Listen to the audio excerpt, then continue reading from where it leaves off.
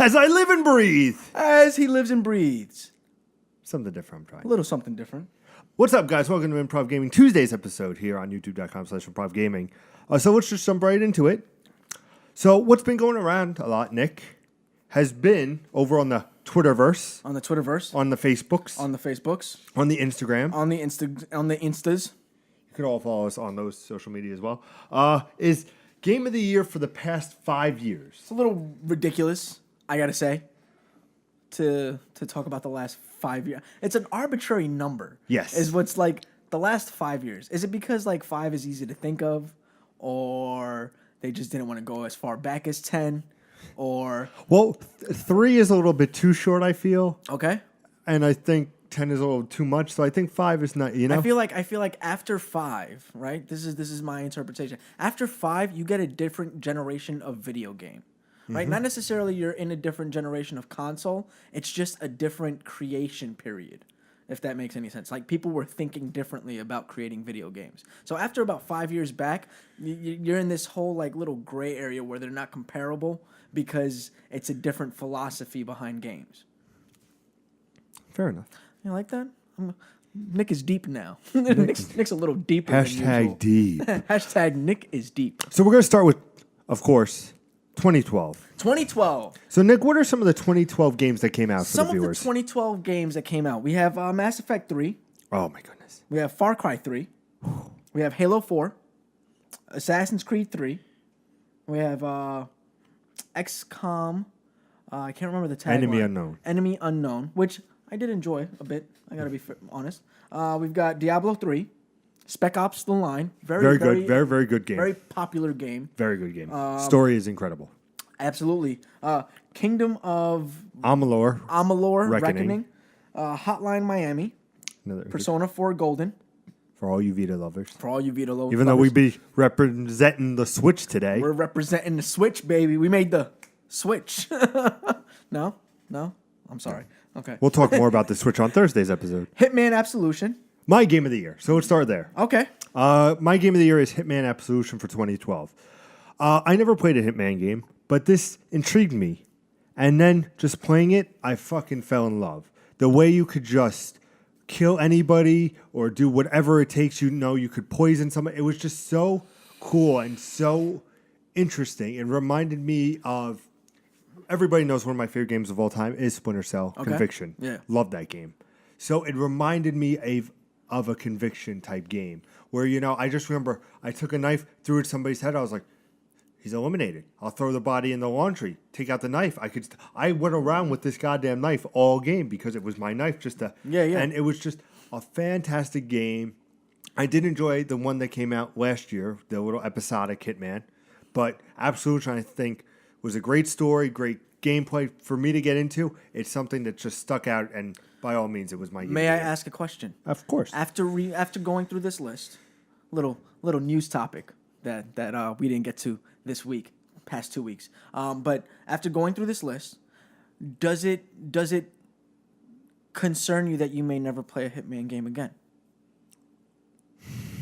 Because as you might not know, or may know, I mean, you're kind of in the business, but you might not know, Square Enix has decided to drop the Hitman franchise. They're selling off the studio that takes care of Hitman. Because apparently the episodic thing was not as big of a success as they had hoped. Well, it was also a big gamble doing the episodic. Yes. Telltale does it because they do it well. They have their problems with their bugs, but Telltale tells a story, 5 episodes, you're done. Yeah. And Square wanted to try this with Hitman. And I think also to kind of see how it would be with Final Fantasy VII, which is, of course, episodic, yes, as you guys know. So I'm not upset that it's going because, like I said, I enjoyed the Hitman that was episodic. I like going to the different ones, but it felt like, there was so much to do, but it would have been nice to have that story just boom, boom, boom, boom, in boom, one boom, whole. Yeah. Okay. But like I'm saying, like after reliving this kind of like best of the year, like are you a little disenfranchised or disheartened or what? I don't know what the word is. It's not that I'm disheartened. It's that at the time in 2012, I played a lot of games, not as much as I play now, because of college. life. But I was enjoying, and it just struck a nerve. And nowadays, I think if I go back, it might not have the resonance that it did back then because I've played much better, superior games. Gotcha. But at the time for 2012, I felt like there was nothing better. I'm not a big stealth player, but like I said, because Conviction can go both ways, in which I did. So this reminded me of Conviction, and I believe Conviction, if I'm correct, is 2011 it came out. 2010 or 2011. Okay. We don't have it on there. But it was a great story and everything. So I think it was a way to go, this is just as good as I remember. Right. I fell in love with Hitman back when I want to say I was maybe 16 was the first time I played a Hitman game. A long time ago, guys. Yeah, a long time ago. Was the first time I played Hitman, and I loved it. But I can't seem to get back into it at all. It was that one game, and then that was it for me. That's why Did you play what, Blood Money?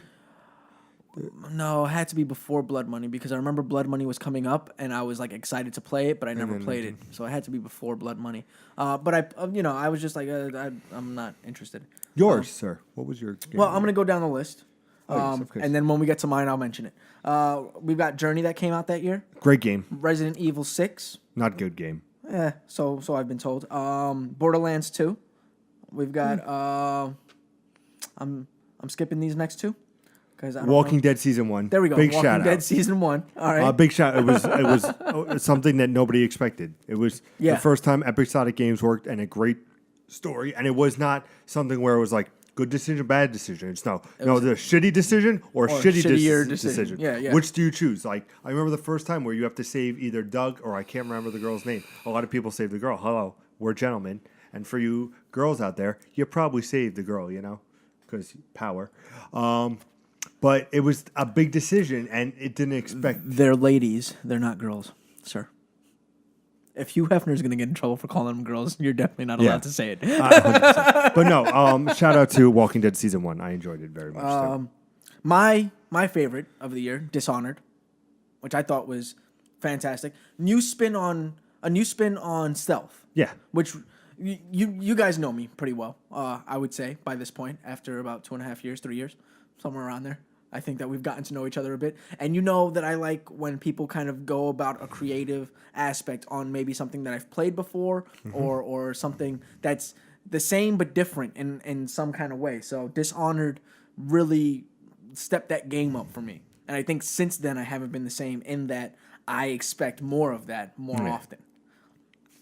Should I continue down the list? No, that's good. We only have 15 minutes. We only have 15 minutes. And we already took up half of that time. Just for Hitman Absolution. Now, we'll take times on certain ones, but shout out to others. 2013. Very good year. Very good year. We were actually like... Damn. Yeah, we were like, oh, we're going to get hate on this, so let us know in the comments why we suck and didn't say. So, I think we should at least go across like some of the big titles that year, right? 100%. So, BioShock Infinite came out that year. Great game. Great game. GTA 5 came out that year, apparently. Yeah. You wouldn't know because it's always on the NPD. It's always number like 1 through 5 on the top 10s. Great game. My game of the year I stand by, but that was a great Grand Theft Auto. It was. It was great. It was. Great story, everything. Assassin's Creed Black Flag, very popular title. Yep. Again, Returning. New spin on something different. There was a leak of a picture, if you guys didn't know, and it shows a boat, so it's going back to the roots of AC4, which everybody loved. Yep. Injustice came out that year. Surprisingly, Injustice 2 comes out today, or if we're seeing this on Tuesday, or it came out this past the 16th. It comes out. Yes, which is today. Yes. Should be today, if we're doing the right math. I think. Okay. Arkham Origins. Arkham Origins came out. We're missing the game. The game. What's the game that I'm missing? Last of Us. Last of Us. Well, yes, we're missing that, and I intentionally did that because of the fact that that's my game of the year. Is it really? Yeah, Last of Us was my game of the year. I thought that was amazing. I thought it was phenomenal storytelling. Now, to me, technically, this game wasn't something that was new or different, or just phenomenal storytelling. It had a phenomenal narrative. I felt like zombies overplayed. Even going into it, I mean, the girl seems like, what's her name? Ellie. Ellie seems like what's her name? The actress. Ellen Page. Ellen Page, who was at the same time doing Beyond Two Souls. Yes. So it was like nothing about it really seemed original except for the storytelling being so in depth, keeping you in there, making you really feel for these people. That opening where he's running, trying to find his child, finds her, she gets spoilers, but I mean, like if you haven't played it, come on, all right, just come on, okay. I mean, where his child gets killed and Spoilers. No. and and then he kind of takes her on as a surrogate, and they start to form this bond, even though he's trying to build up this. It was just, I thought it was a phenomenal game. And if you haven't played it, you have to play it. And then at the end, where he tells her this lie, and she's not buying it, and I thought it was phenomenal storytelling, and I thought it was phenomenal characters. Then we've got two more that I think are worth mentioning. I don't think anything else on this is really worth mentioning. No, not really. I don't know. Do you see anything there worth mentioning besides anything that I mentioned already and what I will mention? No, go okay. mention away. So we've got two more, right? Tomb Raider. My game of the remake. Year. Is that your game of the year? I believe so. Well, there's another option there. Splinter Cell Blacklist. I know. I'm going with Tomb Raider. You're going with Tomb Raider. Tomb Raider. Let me explain why. Last year in 2011, Uncharted 3 came out. Drake's Deception, and it was a fantastic game. Some say even better than Uncharted 2. But Tomb Raider, I think, just rebooted this franchise, made it so. Yeah, it was an Uncharted clone, but you have to look at it this way, guys. Uncharted copied the original Tomb Raider. Yeah. And then Crystal rebooted Tomb Raider in the shades of Uncharted. Kind of. They did things a little differently. Yeah. And I appreciate the way that they did them a little differently. I did not feel like I was playing another Uncharted. You know what I'm saying? Yeah. Like I felt very much like this was its own game based on a character that I grew up with.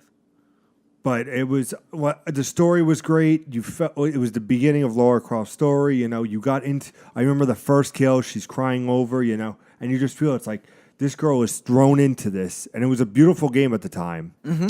I remember playing it on my 360. And I said, "This game is incredible. This is going to be my game of the year," and it stood by. Yes, Splinter Cell Blacklist came out, and shout out to that. But the reason why I didn't get my game of the year, Nick, is because it's not Conviction. Okay. And Conviction, I think, holds a dear place in your heart. Will always be in my top 5. And if you don't believe me, you could check out our top 10 games of all time. Yes, I believe so. I think 6 months was ago. it top 10? I think it was top 10. Yeah, it has to be. Because I had a lot of shit to talk about that time. Yeah, well, you always have a lot of shit to talk about every time. Always. Moving on, 2014. Moving on, 2014. We're going over 15, so let's aim for 20 minutes. Oh yeah, no, this was definitely going over 15. I don't know who you're talking about. My top.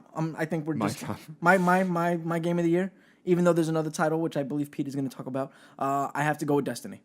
So this is for 2014. 2014. Some of the games that were highlighted are we got Alien Isolation. Okay. We got Shadow of Mordor came out. Far Cry 4. Yep. We've got Titanfall. We've got Wolfenstein. Yep. We've got The Evil Within. Very good game. Metal Gear 5 Ground Zeroes. Nah. Like it was like a tease, man. We got Watch Dogs came out that year. We got Shovel Knight came out. Shovel Knight, shout out. I just played it when I went to Vegas this past week. And I played that and Spectre of Torment, both fantastic. I enjoyed the hell out of Spectre of Torment because it was a new game. It was a completely different game. Yeah. I tried Plague Knight, which is this other sequel. It was all right, but Shovel Knight was great. The ending, the bosses, very enjoyable. If you have not checked it out, you can get it on the Switch and you get all that shit for $25, and it's absolutely fantastic. Assassin's Creed Unity came out that year. Enjoyable, very Sunset enjoyable. Overdrive. Yep. Yes. This was made by Insomniac, fans of mine because of Ratchet and Clank. I enjoyed the hell out of. Now this was an Xbox One exclusive, right? Yes, on launch. Not a lot of people loved it, bought into it, but it was absolutely fantastic. The quirkiness, I enjoyed the hell out of it. But my game of the year will stand for 2014. If Tony Hawk Pro Skater was redone, it should be Sunset Overdrive. It should have been with giant teddy bear guns. I get you. I agree. Like I agree. I felt like it was our new Tony Hawk Pro Skater, if that makes sense. Absolutely.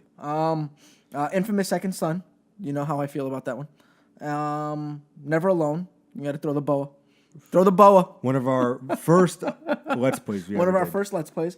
I think that's... So, let's talk about the top two. First, of course, is Destiny, as you mentioned before. Destiny. Yes. Back in 2014, we started this channel, I believe. Or it was the year before. No, it had to be that year. Because our second episode was all about Destiny. And I was defending it adamantly. Our first video too. That was our first video. That was our second episode, first video episode. I just remember, you guys know by that now, Nick does incredible work. What he does with these videos is fucking fantastic. I remember us doing the first audio version. I was like, no, I need a video camera in my face. And I was like, Nick, it will make things so much easier. And then we just put on the video, and you just go to me like, yeah, you were right. You were right. You were absolutely right. Hashtag Pete was right. Hashtag Pete was right. Yes. Hashtag Nick is deep. Deep. No, but Destiny. I enjoyed my time with Destiny. Yeah, I enjoyed it. Look, here's the reason why I joined it. I enjoyed it. Right out of this far into online gaming. Yes, it's about time. This far into online gaming, and this was the only title that kept me playing online with friends and strangers alike. For a very long time, for an extended period of time. I think I was like on it for like 6 months. And usually I wasn't really that much into it, playing online. The only other time was when I was playing like MMOs, like fantasy MMOs. Not World of Warcraft. I was playing Two Moons or Decaron, depending on what server you're playing on. That's what I was playing for a very long time. But Destiny was the first time for me to get that kind of experience on a console, and I really appreciated it. People still play Destiny to this Yeah, they're day. still playing it. I mean, it's still evolving. We're supposed to be getting a Destiny 2 soon. Yep. Shortly. You're going to see that at Sony's press conference. Just you. Oh, yeah. That's definitely a prediction. Of mine. Absolutely. That's definitely going to be it. And your title, sir, for 2014. South Park Stick of Truth. Yeah. I wanted to say this. But you have gripes. I have gripes. I know you have gripes. So for the fans that don't know, what are a couple of your gripes about it? A couple of my gripes. It's short. It's short. It's an RPG. It's a turn-based RPG, but it's like an 8-hour long RPG. Like, I was done with it before I wasn't even finished with lunch, and I was done with the game. So, a lot of things I loved about the game, but it was short, and it shouldn't be short if it's an RPG. It should have been in depth, and there's so much space to go into when it comes to South Park that there should never have been an 8-hour game that came out of an RPG from South Park. They could have gone so deeply, especially for how long this thing was in development. It shouldn't have been an 8-hour game. 8 to 16 hours, depending on your play style and level. Best sex scene in any game. By far. By far. It was an awesome game. Don't get me wrong. It was absolutely awesome. It was just I feel like it's that big of a gripe for me to like knock it down a couple of points. Yeah. A couple of points, not just a point. Like knock it down a few letter grades where it's just you went from like an A+ to a D because of how short that game was. See, I didn't mind the short. I thought it was perfect because how I saw it is it was an episode of South Park, an extended episode. I mean, you had these great jokes, and the best thing about this game is you didn't know what was happening next. You end up getting to your parents' bedroom, and you just see balls flying in your face. Like, you did not know what was happening, and just everything was, I think, so masterfully done, especially with you, the new kid. You make your own outfit, the customization. Yeah, it might not be that deep, but for somebody who's not a big RPG player, as I was at the time, this was cool because I'm like, oh, I'll do this, this, and this. Yeah. And to get to the final boss, which is Kenny, spoilers, you had fucking a shit ton of years to play this game now. And like, you had to keep killing him, and he kept coming back. And then at the end, for you to finally talk, and it was just all these great things, and for them to build on with it coming out fractured but whole. Taking that in the superhero universe, because I was never a big fan of the Lord of the Rings type thing. Yeah. But for them to do the superhero type thing, with the them Civil now, War. Yep, having it now just so much more like they have the engine, they have the gameplay, they know what they're doing. It's just to make that experience just so much more is going to be. I think I would be. Even if they did like a 20-hour game, that would be perfect. I don't want an 80-hour RPG. I do. Yeah, I know you do, but I don't have time to do a Persona type game. I want something in depth. I want something that's gonna remind me of like Final Fantasy VII because here's the thing, right? I respect the creators of South Park so much that I know that they know what an RPG is because it's the only game that they've wanted to make. every other iteration of a South Park video game hasn't been under their direct influence because it couldn't be. They were too focused on building the show. You know, it wasn't until they hit Broadway and they started to do stuff like that, things that really drove their passion. Yeah. You know, so for years when they were talking about making a video game of South Park, they were talking about if we were ever going to make one where we were in control, it's going to be an RPG and we're going to do it right. And they didn't do it right. So I know that they want to do a right RPG, and that means that it's going to be an in-depth, grind your ass off kind of game. It has to be. Still, I think if you haven't played it, it's But fucking yeah, masterful. I think like as a South Park fan, that fucking game was absolutely phenomenal. But Not even as it's one of the few games that make me laugh out loud while playing, which is a great fucking thing. Yeah. Moving on. Moving on. 2015. So, sir, I think you should start this one. For what my game of the year is? For what your game of the year is. No surprise. Witcher 3 Wild Hunt. Witcher 3 Wild Hunt. No. We knew that before we even started talking about 2013. We already knew that. Witcher 3. What have I not said about this game that hasn't been said over? It's fantastic. It is a game where there's something to be said when a game is 84 hours in, and I was like, no, I'm not even done, and I'm enjoying. The story was fantastic. The side missions added to the main story, which is it was just, okay, the swordplay, the game, everything about the game, the story, like, it's like, oh, I'm going to shack up with Yennefer. No, I'm going to shack up with Trish. Oh, they've both found out that I'm a dick. Now I'm tied up. And then the thing that was cool about this is this game spawned another game coming out, which was Gwent, the card game. Some people just didn't leave the first village because they were playing this card game. This game from CG Projekt Red was fucking fantastic. Yeah. May 19th, I'm never going to forget. I ended up popping this in. I was like, let me see what this is about. I played Assassin of the King, Witcher 2. I enjoyed it. But seeing this game and just, you hear it in my voice. Yeah. Like, it was just pure perfection. And when I was going through my game of the year, and there was, what are some of these great games? What came out? We got Arkham Knight that came out. Great game. Bloodborne came out. Great game. Rise of the Tomb Raider. One of my hardest decisions, Rise of the Tomb Raider. Yeah. I love Tomb Raider, as you know, is my got game of the another year. one for you. Here, Until Dawn. Until Dawn. Another, like, all these games had so much. Yeah. But for a game to keep me 84 hours in and no hesitation on slowing down and me just investing in everything, it's a testament to how great that gameplay was, how great the design is, how great the story was. Until Dawn, 10 hours, beautiful. I enjoyed it. It was a teen horror movie. But for me, The Witcher 3 Wild Hunt is by far one of my favorite games of all time, without a doubt. That's fair. I remember vividly how passionate you were about this game, and you still are. It feels like it hasn't dissipated a bit, which No, not at all. convinces me further that it is absolutely your game of the year for 2015. Mine, on the other hand, was Fallout 4, and I know this is going to be very fanboyish, but I never played a Fallout game before this. Really? Never. Fun fact, me and Jay Rush were streaming the other day. And I was playing, of course, Final Fantasy 15, which I finally beat. Loving it. Great game, by the way. But he was playing Fallout 4, and I never really watched somebody play Fallout 4. I was like, this seems interesting. If we were in another time, and it didn't look like it was made in 1994, I would play this game. But it just looked fantastic, and I remember Joe saying, you should have played Fallout 3. That was the game to play.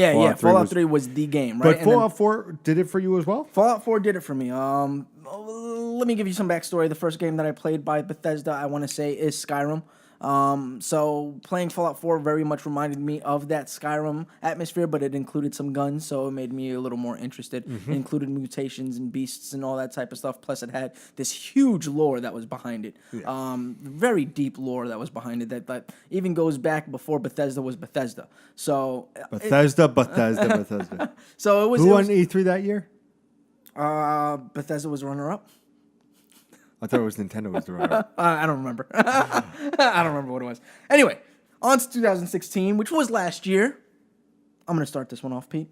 Go for it. Final Fantasy 15 is mine. I just finished it. You just finished it. Now, would you concur that it has earnd my game of the year? Yes. I think it's an absolutely well done game. I think it's a nice rebranding or resurfacing of the Final Fantasy namesake, and it it gives you enough so that then it doesn't feel like the old Final Fantasy games, but at the same time, it gives you enough where it's like, holy shit, it does feel like a Final Fantasy game. It's so different, but at the same time, it feels so comfortable and at home. So, I still remember loading it up every time, and it always says, it's a Final Fantasy game for new and old fans alike. Yeah. And I was like, let's just see how it is. Because my last one was Final Fantasy X. Yeah. I tried to play 12. I wasn't about it. I loved 10. 10 was my jam.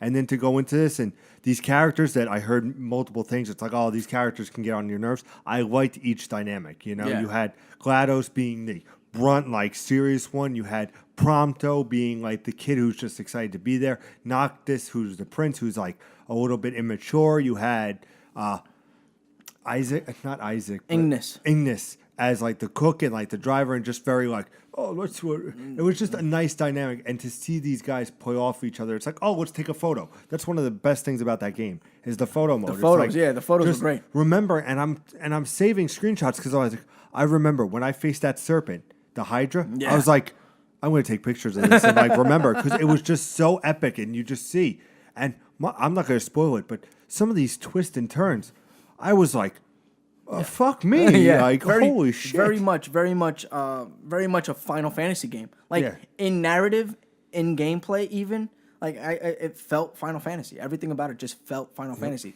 Scenery, Final Fantasy. Like everything about it was just like, this is fucking Final Fantasy. It feels like Final. Did you know the car can fly?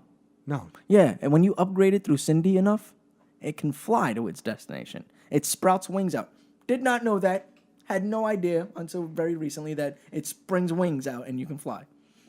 Did you get all the like sacred weapons or no? I don't think so. I just got what was like in the campaign. Yeah, I don't think I got all of them. I was like, I don't need them all. You mean like the kings, the king's blades and shit like that? Yeah. I have no idea. They appeared at the end of the game. I was like, oh, I must have gotten them all somehow. I got them all anyway.